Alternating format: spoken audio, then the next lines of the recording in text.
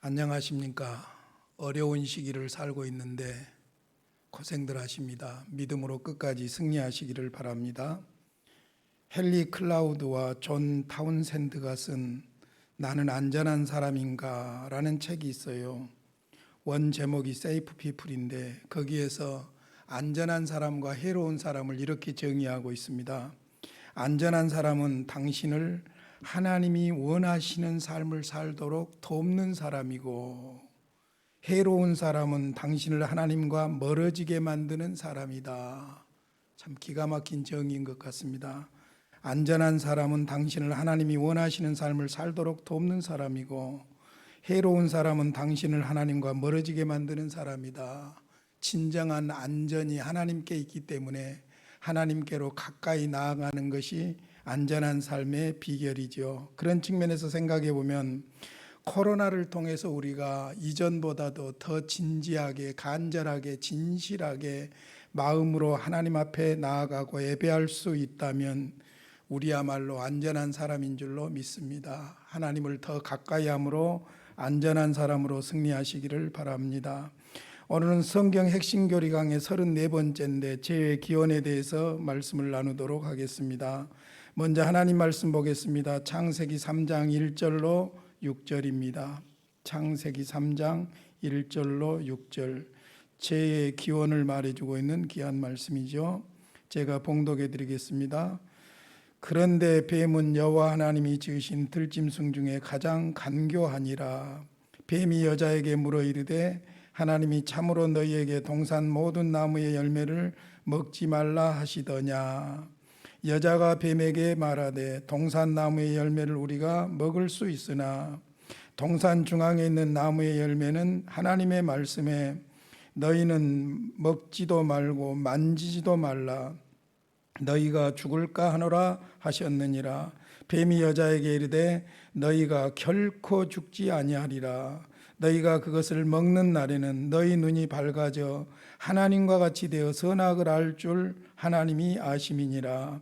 여자가 그 나무를 본즉 먹음직도 하고 보암직도 하고 지혜롭게 할 만큼 탐스럽기도 한 나무인지라. 여자가 그 열매를 따먹고 자기와 함께 있는 남편에게도 주매 그도 먹은지라. 아멘. 우리가 역사를 공부하는 이유가 무엇일까요? 역사를 공부하는 목적이 사실은 현재 우리의 실체 혹은 현재 우리의 위치를 찾기 위함이라고 볼 수 있지요. 그래서 우리는 성경적으로 역사와 모든 것의 시작자이신 창조주 하나님으로부터 시작을 합니다. 그것이 바로 신론이지요. 모든 것의 근원, 모든 것의 근원은 하나님이시기 때문입니다. 그리고 그 하나님께서 천지 만물을 창조하셨고 창조한 것들 중에서 하나님의 형상대로 특별하게 창조하고 특별하게 교제했던 인간론을 공부하고 있는 것이죠. 그래서 먼저 신론을 공부했고 이제 인간론을 공부하고 있습니다. 특별히 인간론에 있어서는 죄가 아닌 원시 상태, 창조된 인간론이 첫 번째고 두 번째가 타락한 인간, 죄의 상태에 있는 인간에 대해서 이제 우리가 공부를 하고 있는 것입니다. 창조된 원시 상태의 인간이 어떠했던가, 그런데 인간에게 죄는 왜 들어왔는가. 그래서 오늘 죄의 기원에 대해서는 죄란 무엇인가, 죄는 어디서부터 왔는가, 그리고 중요한 숙제가 인류는 혹은 우리는 아담에게서 죄의 본성을 물려받았는가, 즉 아담의 죄와 우리의 죄가 무슨 관계가 있는가, 이 부분까지 공부해 보도록 하겠습니다. 먼저 죄의 기원에 대한 성경적인 가르침을 말씀을 드리겠습니다. 그러기 전에 죄의 정의에 대해서 한번 내려보겠습니다. 유명한 구르뎀이 내린 죄의 정의입니다. 죄는 인간의 행동, 태도, 본성으로 하나님의 도덕법에 순응하는 것을 실패하는 모든 것을 말한다. 다시 한번요. 죄는 인간의 행동, 태도, 본성으로 하나님의 도덕법에 순응하는 것을 실패하는 모든 것을 말한다. 그러니까 죄는 하나님, 즉 하나님의 도덕법과 관련이 있다는 것이죠. 죄는 하나님과 관계되어 있다는 사실이에요. 하나님과 관계 속에서 죄를 생각해야 되는 것이죠. 그러니까 하나님 앞에서 하나님과의 관계에서 죄인이라는 것이죠. 그러니까 만약에 죄를 해결하는 방법이 있다면 인간적인 방법으로는 안 될 것이고 하나님으로부터 해결책이 나와야 될 것입니다. 이것을 한마디로 정리한다면 죄란 행위 언약의 실패 혹은 행위 언약의 불순종이라고 볼 수 있습니다. 지난 시간에 행위 언약 속의 인간을 공부했기 때문에 공부하신 분들은 이 부분을 이해가 될 줄로 믿습니다. 자, 죄의 기원에 대한 성경적인 가르침을 일단 세 가지로 요약을 하면, 첫째로 하나님은 죄의 조성자가 아니다는 것이고, 두 번째로는 죄의 기원은 타락한 천사 사탄이라는 것이고, 세 번째로 인류 안에 그 죄가 유전되었다는 거예요. 이 세 가지로 특징지어서 정리해 볼 수가 있습니다.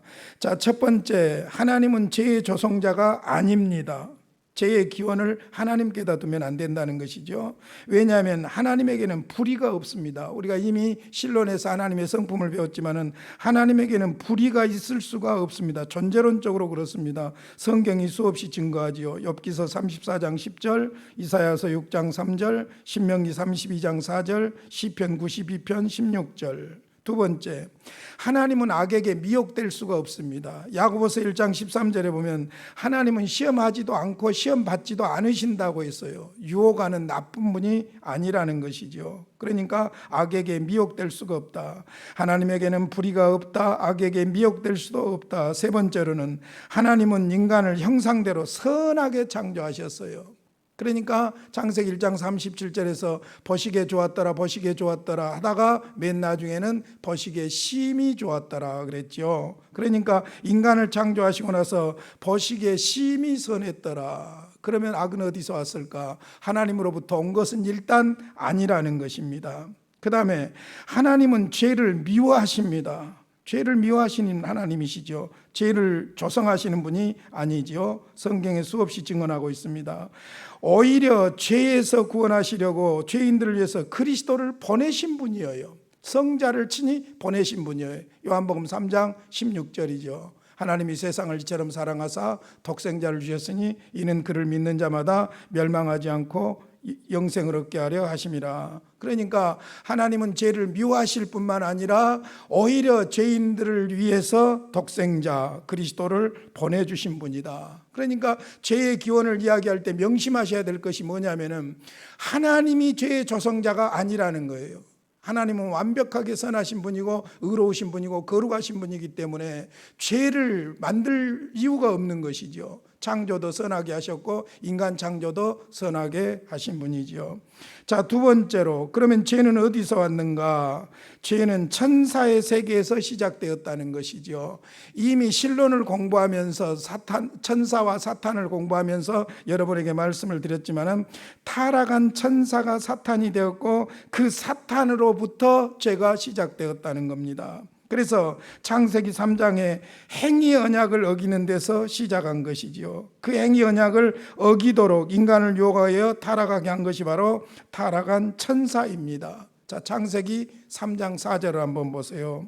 뱀이 여자에게 이르되 너희가 결코 죽지 아니하리라. 사탄이 뱀을 도구로 해서 사람에게 와서 유혹을 했습니다. 먹는 날에는 반드시 죽으리라 했는데 죽지 아니하리라고 유혹을 한 것이지요. 요한복음 8장 44절에서 예수님께서 사탄에 대해서 설명을 해주셨는데요.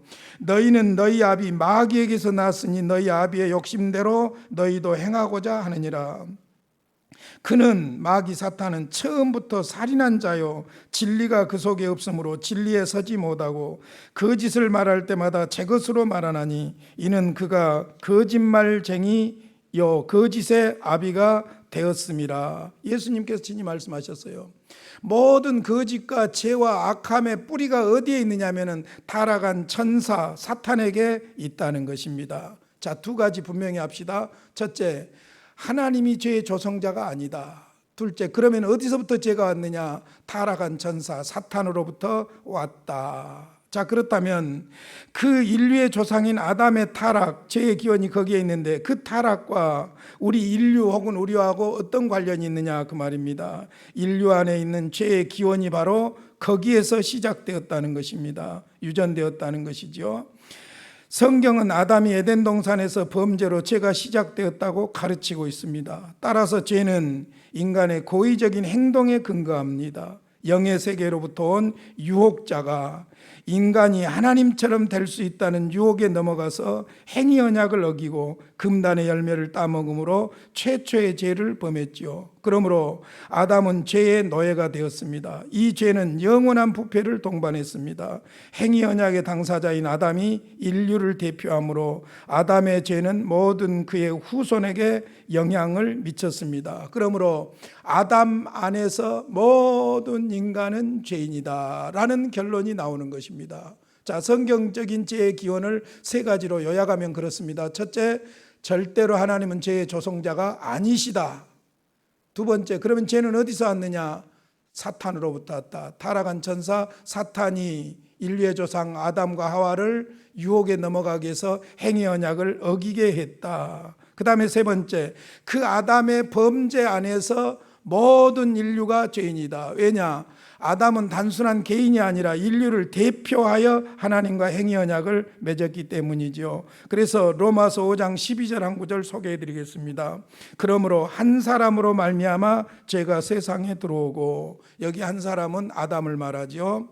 죄로 말미암아 사망이 들어왔나니, 그러니까 죄를 아담이 타락하지 않았을 때는 죽지 않을 수도 있었다는 가능성을 이야기하는 것이죠. 말미암아 사망이 들어왔나니 이와 같이 모든 사람이 죄를 지었으므로 사망이 모든 사람에게 이르렀느니라. 아담의 문제만이 아니라는 것이죠. 그래서 죄의 기원을 이야기할 때 여기까지 가야 됩니다. 아담 안에서 모든 사람은 죄인이다. 여기까지 정리가 되어야 되는 것이죠. 자, 그렇다면 유혹에 의해서 초래된 최초의 타락을 한번 보겠는데요. 행위 언약을 어기는 유혹의 절차와 그 유혹에 대한 해석을 말씀드리도록 하겠습니다. 먼저 유혹의 절차를 한번 보겠습니다. 아까 읽어드렸던 창세기 3장 1절로 6절을 참고하면서 보겠습니다. 유혹의 절차가 6단계로 이루어지는데, 첫 번째로 뱀이 사탄의 도구로 사용이 됩니다. 3장 1절. 그런데 뱀은 여호와 하나님이 지으신 들짐승 중에 가장 간교하니라. 뱀이 여자에게 물어 이르되, 그러니까 그 뱀은 지금처럼 혐오스러운 그런 개념은 아니었죠. 왜? 창세기 1장에서 모든 만물 창조하시고 다 선했다고 했기 때문이죠. 만일 사탄이 뱀의 배후에서 조종한 것을 믿지 않는다면 창세기 3장 15절에 뱀의 후손과 여인의 후손에 대한 저주는 아무 관계가 없어지는 것이지요. 뱀이 말을 했다고 하는데 이것도 초자연적으로 이루어진 사탄의 역사로 이해할 수밖에 없는 것입니다. 어찌됐든 사탄이 뱀을 이용하여 인류의 조상을 유혹했다. 그것이 첫 번째 단계예요. 뱀을 통해서지요. 두 번째, 하와를 먼저 유혹했습니다. 1절을 계속 보시면은 뱀이 여자에게 물어 이르되, 왜 사탄이 아담을 선택하지 않고 하와를 선택했을까? 첫째, 하와는 언약의 대표가 아니었기 때문에 아담과 같은 책임 의식이 약했을 것이기 때문이고, 두 번째로는 하나님의 명령을 간접적으로 받았기 때문에 쉽게 사탄의 논증과 의심에 넘어갈 수 있었을 것이고, 세 번째로는 그녀가 아담의 마음에 가장 쉽게 접근할 수 있는 통로였을 것이기 때문이라는 것입니다. 그러니까 첫 번째 뱀을 사용했다. 그 다음에 가장 약한 부분인 하와를 유혹하고 들어갔다. 그 다음에 세 번째로는 중요한 것입니다. 하나님과 하나님의 말씀을 의심하게 하는 것이 전략입니다. 먼저 물었어요. 뱀이 여자에게 묻습니다. 뱀이 여자에게 물어 이르되, 하나님이 참으로 너희에게 동산 모든 나무의 열매를 먹지 말라 하시더냐? 질문이 애매합니다. 하나님이 참으로 너희에게 선악을 알게 하는 나무의 열매를 먹지 말라 하시더냐? 이것도 아니에요. 아주 포괄적으로 묻습니다. 하나님이 참으로 너희에게 동산 모든 나무의 열매를 먹지 말라 하시더냐? 이 질문이 기가 막힌 게, 절묘한 질문에 하와의 마음속에 의심이 일어나기 시작한 것이죠. 전혀 생각지 않았던 것인데, 맞아, 다 먹게 했는데 왜 선악을 알게 하는 나무의 열매는 먹지 말라고 했지? 질문을 받는 순간 의심이 들어오고 의심이 들어온 순간 말씀을 곡해시키고 있는 것을 볼 수 있는데 하나님의 말씀을 과감하고 있는 걸 볼 수 있죠. 먹지 말라, 먹는 날에는 반드시 죽으리라 했는데 뭐라고 말합니까? 먹지도 말고 만지지도 말라고 했다는 것입니다. 하와의 마음속에 이미 말씀에 대한 의심이 들어갔다는 것이지요. 이 찬스를 놓칠세라. 뱀이 4절에 그렇게 말합니다. 뱀이 여자에게 이르되 너희가 결코 죽지 아니하리라. 여자의 마음이 흔들리지 않았다면 이 말이 먹혀들지 않았을 거예요. 그런데 여자의 마음이 이미 흔들려 있기 때문에 자신 있게 도전합니다. 여자에게 이르되 너희가 결코 죽지 아니하리라. 너희가 그것을 먹는 날에는 너희 눈이 밝아져 하나님과 같이 되어 선악을 알 줄 하나님이 아심이니라. 정곡을 찔고 들어옵니다. 그러니까 불신앙과 함께 그의 마음속에 교만을 일으키지요. 어떻게? 하나님과 같이 되게 하려는. 사실은 이미 이런 욕심을 낼 필요가 없어요. 왜냐? 창조주 하나님과 피조물인 인간이 하나님과 교제하는 복된 삶을 살고 있어요. 더 이상 복될 수가 없어요. 그 이상을 노리는 것이 바로 죄라고 볼 수 있는 것이죠. 하나님과 같이 되려는 마음을 사탄이 집어넣은 거예요. 네가 하나님처럼 될까 봐서 그것을 먹지 못하겠다고 오해를 불러일으키고 있는 것을 볼 수 있죠. 그랬더니 3장 6절에 보니까 여자의 마음속에 탐욕이 일어납니다. 여자가 그 나무를 본즉 먹음직도 하고 보암직도 하고 지혜롭게 할 만큼 탐스럽기도 한 나무인지라. 여자가 그 열매를 따먹고 그랬어요. 그러니까 사탄이 말씀을 곡해시켰고 질문을 했죠. 이 말씀을 곡해시키는 질문에 여자가 넘어갔고 의심하게 됐고, 의심이 들어오니까 말씀을 곡해시켜서 사탄이 공격을 했고, 그래서 그 말을 받아들이게 되는 것이죠. 먹는 날에는 하나님과 같이 될 것이라는 이 욕심이 들어가니까, 탐욕이 들어가니까 그 과일이 전에하고 전혀 다르게 보이는 거예요. 먹고 싶어서 궁금해서 미치겠는 거예요. 그러니까 본즉 먹음직도 하고 보암직도 하고 지혜롭게 할 만큼 탐스럽게 한 나무인지라. 안 먹을 수가 없지요. 그래서 따먹게 됩니다. 그리고 이제 마지막으로 행위 언약을 어기게 되는데, 불순종하게 되는데 6절 마지막 부분에 보니까 자기와 함께 있는 남편에게도 주매 그도 먹은지라. 그러니까 하와가 먹었고 하와에 의해서 아담도 먹게 했죠. 이것이 행위 언약에 불순종하게 되는 과정입니다. 유혹에 넘어가는 절차라고 볼 수 있지요. 이렇게 해서 인류의 조상 아담은 행위 언약에 실패하게 되고 그로 인해서 죄가 아담 안에 들어오게 됩니다. 자, 창세기 3장 1절로 6절에 나와 있는 유혹에 대한 해석들이 다양한데요. 어떤 학자들은 창세기 3장을 인간의 자기 기만과 점진적인 변화를 나타내는 일종의 비유로 간주한답니다. 여러분, 비유로 간주해버리면 역사적인 사건이 아닌 것을 가지고 하나님께서 예수를 오게 하고 막 그러겠습니까? 죄인을 위해서. 그러니까 비유로 간주해버리는 것은 안 맞다는 것이고, 이건 노골적인 문제가 있기 때문에 문제가 되지도 않죠. 사실은 우리 입장에서는. 근데 이제 문제는 신학자들의 주장이에요. 예를 들어서 파르트나 뿌르너 같은 경우는 자유주의 신학자고, 빨트 같은 경우는 자유주의 신학자인데 그 틀을 벗어나서 소위 정통을 주장했는데 정통이 아니라 빗나갔죠. 우리 신정통이라고 그러는데, 파르트나 브루트의 주장은 인간의 원초적인 상태와 타락을 일종의 신화로 간주해버리는 거예요. 비유로 간주해도 문제가 있지만은 신화로 간주해도 더 큰 문제가 있는 것이죠. 그런데 이걸 교묘하게 어떻게 해석을 하냐면은, 창조와 타락은 모두가 다 역사인 것은 사실이다. 그러나 히스토리아, 역사가 아니라 계시 히테, 초역사라는 거예요. 이게 엄청나게 무서운 함정을 가지고 있는 것입니다. 그러니까 이것을 확대시켜 보면 부활을 믿는다고 해요. 그런데 부활을 역사적인 사건이라고 해요. 그런데 히스토리가 아니라 계시 히테라는 거예요. 독일어에만 이 용어가 있다고 그래요. 초역사. 역사는 역사인데 초역사예요. 그러다 보니까 이제 자칫 잘못하면은 성경의 진리들을 상징이나 신화나 비유로 이야기해 버리기가 쉽고, 심지어는 예수 그리스도의 죽음과 부활까지도 계시 히테로 봐버리면은 역사적인 사실이 되지 않지요. 그래서 성경을 믿는다고 하면서도 부활을 이야기하는 사람들 가운데 보면은 부활의 사실이나 사건이나 역사는 강조하지 않고 자꾸 부활의 의미만 이야기하려고 해요. 우리가 다시 살아나야 한다, 가정이 살아나야 된다, 사회가 살아나야 된다, 이런 식으로 부활의 의미만을 자꾸 강조하려고 하니까 문제지요. 사실 칼발트에게 있어서 결정적인 문제가 뭐냐면은 영어는 정통적인 영어를 쓰는데 의미가 다르다는 거예요. 그래서 사실은 칼바르트가 그의 스승들인 자유주의 신학자들의 마당에 폭탄을 던졌다고 하는데, 사실은 어떤 면에서 보면 더 지능적으로 자유주의를 옹호하는 방향으로 가버리는 결과를 가져온 거예요. 왜? 영어는 정통적인 영어를 썼는데 의미와 내용은 자유주의 신학적인 요소들이 들어있기 때문에 그렇다는 것이죠. 나 같은 사람이 그런 훌륭한 학자들을 어떻게 함부로 비판하고 판단하겠습니까마는, 객관적으로 나타난 그 신학자들의 이론이 그렇습니다. 이론이 근본주의가 있고 정통주의가 있고 신정통주의가 있고 이런 구분을 해놓은 내용들을 보면 그렇다고 하는 것이지요.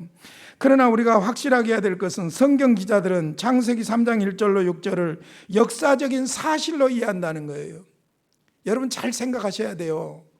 성경을 역사적인 사실로 인정하지 않으면 우리가 믿는 그리스도의 사건은 허무한 것이 되는 거예요. 그래서 성경은 분명하게 역사적인 사건으로, 성경의 근거를 대라면 말로 다 할 수가 없어요. 다 소개 못하니까 여러분들이 홈페이지를 참조하시기를 바랍니다. 더욱이 뱀은 3장 1절에 언급한 들짐승들의 목록에 속해 있지요. 그러므로 뱀을 사탄이 곧 뱀이다, 그렇게 하는 것은 해결책이 아니라는 것이죠. 3장 14절 15절의 형벌은 문자적인 뱀을 전제하고 있고, 바울도 뱀을 다른 것으로 대체하지 않는 것을 볼 수 있어요. 뱀이 사탄의 도구였다는 것이 올바른 해석이지요. 뱀의 말을 포함한 대화 전체는 창세기 3장에 언급되지 않는 어떤 초자연적인 세력을 상정해야만 설명할 수가 있는 것입니다. 바로 그 초자연적인 세력이 사탄이라는 것이지요. 그래서 뱀은 사탄의 적절한 도구로 죄를 의인한 것이라고 볼 수 있습니다. 죄의 교활하고 기만적인 성격과 사람을 죽이는 독과 같은 성격을 상징하고 있다고도 볼 수가 있는 것이지요. 어찌됐든 죄의 기원은 어디로 가야 되느냐? 창세기 3장으로 가야 된다. 창세기 3장이 죄의 기원이 되려고 하면 어디로 가야 되느냐? 창세기 2장 16절로 17절에 행위 언약에 근거해야 한다. 그러니까 죄는 하나님과의 약속인 도덕법인 행위 언약을 어김으로, 거역하고 불순종함으로 시작된 죄였다. 그 시작은 어디에서 왔느냐? 타락한 천사 사탄으로부터 왔다. 그렇게 해석하는 것이 성경적인 해석입니다. 자, 그렇다면 아담의 최초의 범죄의 성격을 한번 알아보도록 하겠습니다. 형식적인 성격은 두말할 것 없이 아담과 하와가 선악을 알게 하는 나무의 열매를 따먹은 데서 문제가 된 것이지요. 그렇다면 선악을 알게 하는 나무는 어떤 나무인가? 어떤 나무의 종류인지 우리는 알 수가 없습니다. 어떤 사람들은 복숭아라고 그러기도 하지요. 급하게 먹다가 목에 걸려가지고 복숭아뼈가 생겼다고 그러는데 억지 해석이고요. 어떤 나무인지는 정확하게 알 수 없습니다. 어떤 사람들은 사과라고도 하고 별소리를 다 합니다만은 우리는 모른다는 것이 정상입니다. 그러나 중요한 것은 하나님과 아담 사이의 언약의 징표로 썼었다는 거예요. 선악을 알게 하는 나무의 열매를. 그래서 형식적으로는 선악을 알게 하는 나무의 열매를 따먹었다. 그러나 여기서 중요한 것은 인간의 타락의 본질적인 특성이에요. 아담과 하와가 타락함으로 말미암아 인류에게 끼치는 그 특성이 있는데, 아담의 최초의 죄악은 죄의 본성을 나타내주고 있습니다. 첫째, 그 본성은 아담이 자신과 하나님을 대립하는 위치에 두었다는 거예요. 하나님과 교제하는 특별한 복을 누리는 위치에 있었는데 사탄의 유혹으로 인해서 교만의 혹은 욕망의 도구가 된 것이지요. 그래서 하나님과 교제하고 하나님께 순종함이 복인데 하나님과 대립하는, 하나님과 같이 되려는 교만함의 위치에 두었다는 것이고, 그래서 죄란 무엇이냐? 교만이라고도 볼 수 있어요. 하나님을 떠난 것이 죄예요. 두 번째, 자신의 뜻을 하나님의 뜻에 굴복시키는 것을 거부한 거예요. 위반한 것이죠. 하나님의 도덕법을 위반한 것이죠. 세 번째, 하나님이 자신의 삶의 여정을 지배하지 못하도록 불신앙이죠. 하나님을 의지해야 행복할 수 있는데 하나님을 의지하지 않으려고 하는 거예요. 그러다 보니까 네 번째, 하나님이 아니라 스스로 미래를 결정하려고 했습니다. 자만했지요. 하나님을 믿고 의지해야 되는데 자신을 믿게 된 것이지요. 그래서 하나님의 선한 의도를 의심하고 저버리고 그 관계를 끊고 자기가 하나님을 능가할 것처럼 교만하게 된 것입니다. 그리고 중요한 것은 인간의 타락의 본질적인 특성은 전인적인 타락이라는 것입니다. 지성과 의지와 감성 모두가 타락했다는 것이지요. 지성에서는 불신앙과 교만을, 의지에서는 하나님과 같이 되려는 욕망을, 그리고 감정에서는 금단의 열매를 먹음으로써 찾아오는 거룩하지 못한 만족감들을 찾게 됐다는 거예요. 거룩하지 못한 만족감을 위해서 헛수고를 하게 되는 그런 잘못된 만족을 드러내게 된 것이지요. 자, 이제 최초의 제 결과를 5가지로 설명해 드리겠습니다. 아담이 범죄하고 타락함으로 말미암아 아담 안에서 어떤 결과를 가져오게 되었는가, 크게 5가지인데요. 먼저 제목만 좀 말씀드리면, 첫 번째로 영적인 죽음이 들어왔습니다. 하나님과의 교제가 단절된 것이죠. 두 번째로는 전적인 타락입니다. 인간 본성의 전적인 타락. 세 번째, 수치와 죄책감이 들어오게 되었고, 네 번째, 육체적인 죽음이 들어오게 되었고, 다섯 번째로는 환경이 악화되게 되었지요. 자, 첫 번째, 영적인 죽음입니다. 무슨 말이냐면은, 영적인 죽음이라는 말은 하나님과의 교제를 나누는 삶을 상실했다는 것입니다. 하나님과의 교제가 단절된 것이죠. 그러니까 하나님께 범죄한 행위는 전적인 타락이면서 동시에 하나님과의 교제가 상실된 것, 이건 동전의 양면과 같은 거예요. 참된 생명과 복의 근원으로부터 단절되었으며 그 결과 영적인 죽음이 초래된 것이죠. 이것이 전제되고 있습니다. 그래서 에베소서 2장 1절에 보면 그는 허물과 죄로 죽었던 너희를 살리셨도다. 아담 안에서 허물과 죄로 죽었던, 죽을 수 있는도 아니고 죽을 것인도 아니고 죽어버렸어요. 하나님과 교제가 단절돼 버린 것이죠. 이런 사람들을 2장 1절 이하 쭉 8절까지 보면 은혜로 믿음을 주시고 구원하셨다고 그렇게 말하고 있죠. 순전히 은혜로 독생자를 보내시고 그를 믿음으로 구원 얻게 하셨다는 것입니다. 어찌됐든 죄의 결과의 가장 큰 비극이 뭐냐면은 하나님과 교제하는 특권과 복을 누릴 인간의 상태가 하나님과 교제가 단절되어 버렸다는 거예요. 여러분, 세상에서 무엇이 불쌍하네 해도 죄송하지만은 성경적인 원리를 놓고 보면 하나님 없이 사는 삶이 제일 불쌍한 거예요. 그 자체가 이미 저주예요.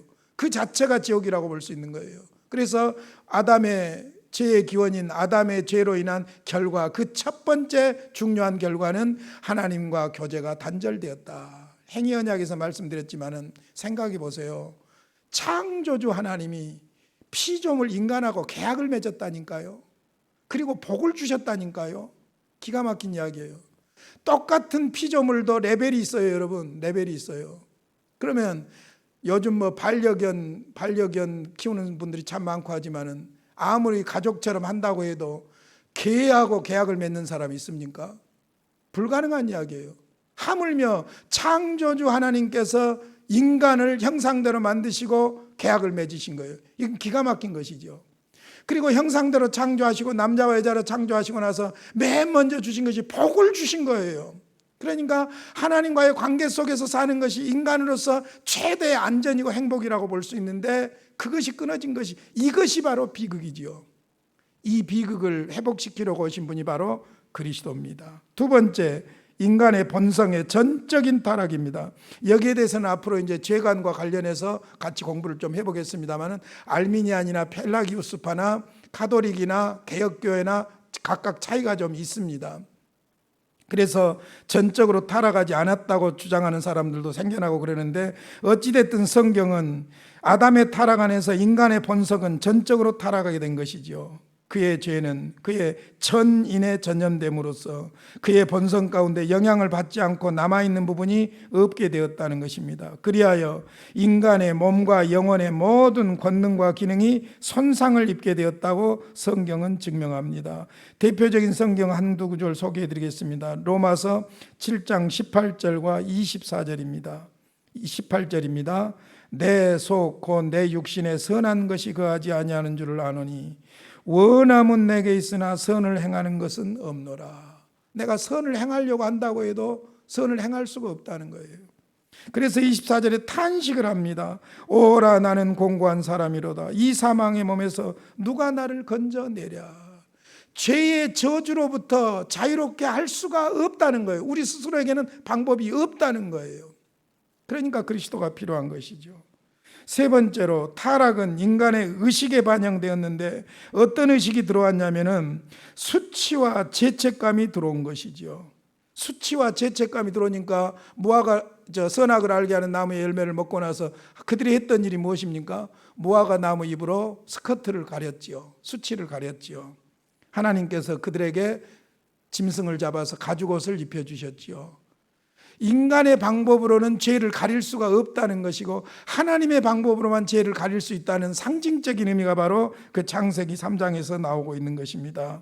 우리 안에서 송사하는 양심과 그 양심의 자극으로 하나님을 두려워하는 마음까지, 그러니까 수치와 죄책감과 두려움이 들어오게 되었다. 네 번째로는 영적인 죽음뿐만 아니라 육체적인 죽음이 들어오게 된 것입니다. 이건 뭐 두말할 것 없지요. 그러니까 원시 상태 인간, 창조된 인간은 죽지 않을 수도 있는 존재였다는 거예요. 그래서 라틴어로 뭐라고 표현하냐면은 죽을 수 없는 상태를 포스 넌 모리, 죽을 수 없는 상태, 죽지 않을 수도 있는 상태로부터 죽지 않을 수 없는 상태, 넌 포스 넌 모리, 머리라는 말이 죽음이라는 말이죠. 죽지 않을 수 없는 존재가 되었다, 그렇게 이야기하는 것이죠. 그래서 로마서 6장 23절에 뭐라고 합니까? 죄의 싹은 사망이요 그랬습니다. 죄의 싹은 사망이요. 영적인 사망이나 육적인 사망이나 영원한 사망이나 사망이라는 거예요.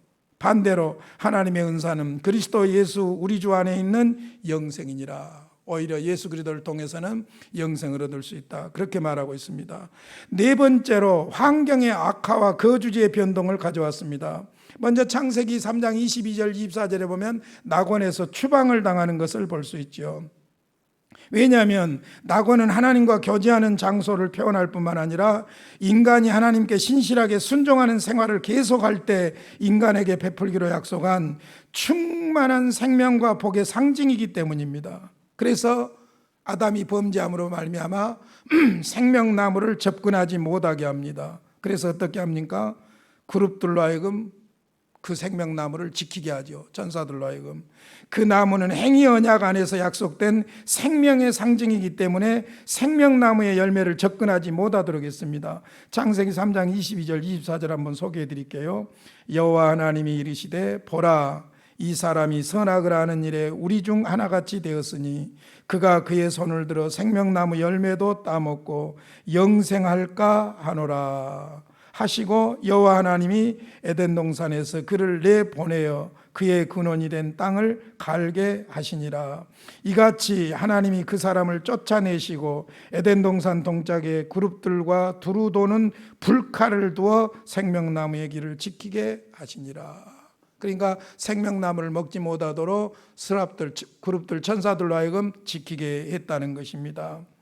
그러니까 아담의 범죄로 말미암아 땅과 모든 피조물들까지 저주를 받았다는 거예요. 이것이 성경에 계속되는 가르침입니다. 성경 구절들은 여러분들이 홈페이지를 참고하시기 바랍니다. 두 구절 보겠습니다. 창세기 3장 17절과 18절입니다. 아담에게 이르시되 내가 내 아내의 말을 듣고 내가 내게 먹지 말라 한 나무의 열매를 먹었은즉 땅은 너로 말미암아 저주를 받고, 아담 때문에 땅이 저주를 받았어요. 너는 내 평생에 수고하여야 그 소산을 먹으리라. 땅이 내게 가시덤불과 은검기를 낼 것이라.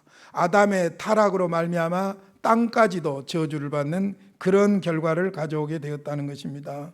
로마서 8장 19절로 22절에 보니까 피조물들이 탄식한다고 나와요. 피조물이 고대하는 바는 하나님의 아들들이 나타난 것이니 피조물들도 제발 사람들이 하나님과의 교제가 회복되는, 하나님을 믿는 하나님의 아들들이 나타나기를 고대한다는 거예요. 피조물이 허무한데 굴복하는 것은 자기 뜻이 아니요 오직 굴복하게 하시는 이로 말미암음이라. 그 바라는 것은 피조물도 썩어짐의 종노릇한 데서 해방되어 하나님의 자녀들의 영광의 자유에 이르는 것이니라.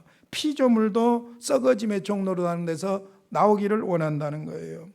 피조물이 다 이제까지 함께 탄식하며 함께 고통을 겪고 있는 것을 우리가 아느니라.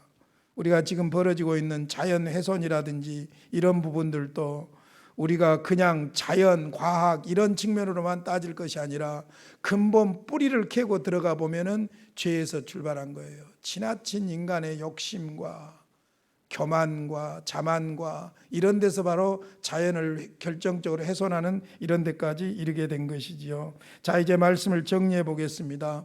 죄의 기원에서 제일 중요한 것이 행위의 언약을 어기는 거예요. 그러니까 세 가지를 꼭 기억하세요. 첫째는 하나님은 죄의 조성자가 아니라는 거예요.